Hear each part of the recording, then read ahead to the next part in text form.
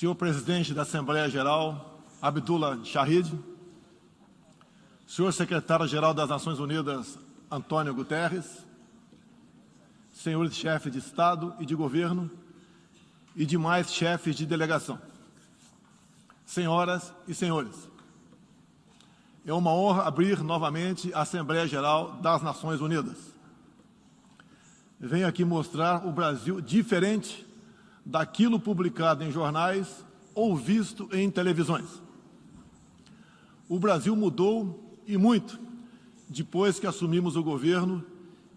O Brasil tem um presidente que acredita em Deus, respeita a Constituição, valoriza a família e deve lealdade ao seu povo. Isso é muito. É uma sólida base se levarmos em conta que estávamos à beira do socialismo. Nossas estatais davam prejuízos de bilhões de dólares no passado. Hoje são lucrativas. Nosso Banco de Desenvolvimento era usado para financiar obras em países comunistas, sem garantias. Quem honrava esses compromissos era o próprio povo brasileiro. Tudo isso mudou. Apresento agora um novo Brasil, com sua credibilidade já recuperada diante do mundo. O Brasil possui o maior programa de parceria de investimentos com a iniciativa privada de sua história. Programa que já é uma realidade e está em franca execução. Até aqui foram contratados 100 bilhões de dólares de novos investimentos e arrecadados 23 bilhões de dólares em outorgas. Na área de infraestrutura, leiloamos para a iniciativa privada 34 aeroportos e 29 terminais portuários. Já são mais de 6 bilhões de dólares em contratos privados para novas ferrovias. Introduzimos o sistema de autorizações ferroviárias, o que aproxima nosso modelo ao americano. Em poucos dias recebemos 14 requerimentos de autorizações para novas ferrovias, com quase 15 bilhões de dólares em investimentos privados. Em nosso governo, promovemos o ressurgimento do modal ferroviário. Como reflexo, menor consumo de combustíveis fósseis e redução do custo do Brasil, em especial no barateamento de produção de alimentos. Grande avanço vem acontecendo na área do saneamento básico. O maior leilão da história do setor foi realizado em abril, com concessão ao setor privado do serviço de distribuição de água e esgoto no estado do Rio de Janeiro. Temos tudo o que o investidor procura: um grande mercado consumidor, excelentes serviços, tradição de respeito a contratos e confiança no nosso governo. Também anuncio que nos próximos dias realizaremos o leilão para a implementação da tecnologia 5G no Brasil. Nossa moderna e sustentável agricultura de baixo carbono alimenta mais de 1 bilhão de pessoas no mundo. O país do mundo possui uma legislação ambiental tão completa quanto a nossa. Nosso Código Florestal deve servir de exemplo para outros países.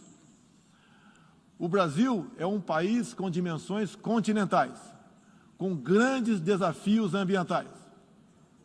São 8 milhões e meio de quilômetros quadrados, dos quais 66%, 2/3, são vegetação nativa, a mesma desde o seu descobrimento em 1500.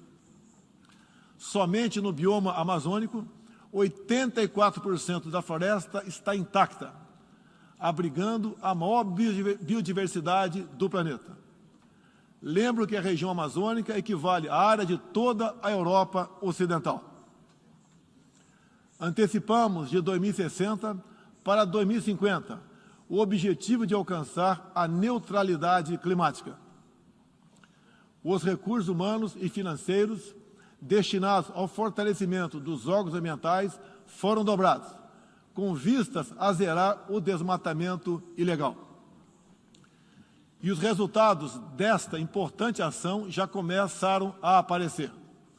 Na Amazônia, tivemos uma redução de 32% do desmatamento no mês de agosto, quando comparado a agosto do ano anterior.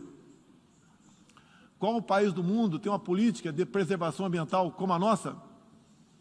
Os senhores estão convidados a visitar a nossa Amazônia. O Brasil já é um exemplo na geração de energia, com 83% advinda de fontes renováveis. Por ocasião da COP26, buscaremos consenso sobre as regras do mercado de crédito de carbono global. Esperamos que os países industrializados cumpram efetivamente seus compromissos com o financiamento de clima em volumes relevantes. O futuro do emprego verde está no Brasil. Energia renovável, agricultura sustentável, indústria de baixa emissão, saneamento básico, tratamento de resíduos e turismo. Ratificamos a Convenção Interamericana contra o Racismo e formas correlatas de intolerância. Temos a família tradicional como 14% do território nacional, ou seja, mais de 110 milhões de hectares, uma área equivalente à Alemanha e França juntas, é destinada às reservas indígenas. Nessas regiões, 600 mil indígenas vivem em liberdade e cada vez mais desejam utilizar suas terras para agricultura e outras atividades. O Brasil sempre participou em missões de paz da ONU, de Suez até o Congo, passando pelo Haiti e Líbano. Nosso país sempre acolheu refugiados. Em nossa fronteira com a vizinha Venezuela, a operação acolhida do governo federal já recebeu 400 mil venezuelanos deslocados devido à crise político-econômica gerada pela ditadura bolivariana. O futuro do Afeganistão também nos causa profunda apreensão. Concederemos visto humanitário para cristãos, mulheres, crianças e juízes afegãos. Nesses 20 anos, dos atentados contra os Estados Unidos da América, em 11 de setembro de 2001, reitero nosso repúdio ao terrorismo em todas as suas formas. Em 2022, voltaremos a ocupar uma cadeira no Conselho de Segurança da ONU. Agradeço aos 181 países, em um universo de 190, que confiaram no Brasil. Reflexo de uma política externa séria e responsável, promovida pelo nosso Ministério das Relações Exteriores. Apoiamos uma reforma do Conselho de Segurança da ONU, onde buscamos um assento permanente. A pandemia pegou a todos de surpresa em 2020. Lamentamos todas as mortes ocorridas no Brasil e no mundo. Sempre defendi combater o vírus e o desemprego, de forma simultânea e com a mesma responsabilidade. As medidas de isolamento e lockdown deixaram um legado de inflação, em especial nos gêneros alimentícios no mundo todo. No Brasil, para atender aqueles mais humildes, obrigados a ficar em casa por decisão de governadores e prefeitos e que perderam sua renda, concedemos um auxílio emergencial de $800 para 68 milhões de pessoas em 2020.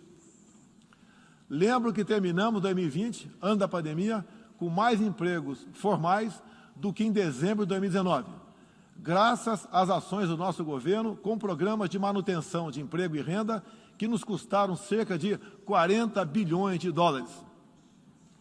Somente nos primeiros 7 meses deste ano, criamos aproximadamente 1.800.000 novos empregos.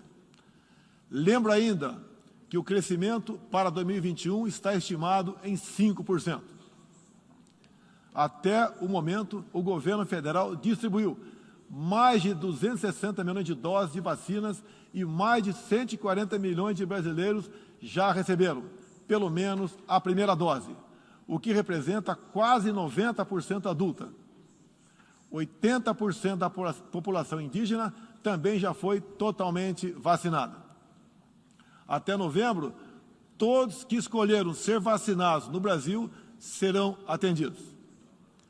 Apoiamos a vacinação, Contudo, o nosso governo tem se posicionado contrário ao passaporte sanitário ou a qualquer obrigação relacionada à vacina. Desde o início da pandemia, apoiamos a autonomia do médico na busca do tratamento precoce, seguindo recomendação do nosso Conselho Federal de Medicina. Eu mesmo fui um desses que fez tratamento inicial. Respeitamos a relação médico-paciente na decisão da medicação a ser utilizada e no seu uso off-label. Não entendemos porque muitos países, juntamente com grande parte da mídia, se colocaram contra o tratamento inicial. A história e a ciência saberão responsabilizar a todos. No último 7 de setembro, data da nossa independência, milhões de brasileiros, de forma pacífica e patriótica, foram às ruas, na maior manifestação de nossa história. Mostrar que não abre mão da democracia, das liberdades individuais e de apoio ao nosso governo. Como demonstrado, o Brasil vive novos tempos. Na economia, temos um dos melhores desempenhos entre os emergentes. Meu governo recuperou a credibilidade externa e hoje se apresenta como um dos melhores destinos para investimentos.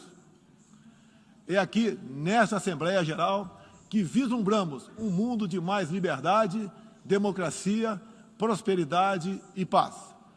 Que Deus abençoe a todos.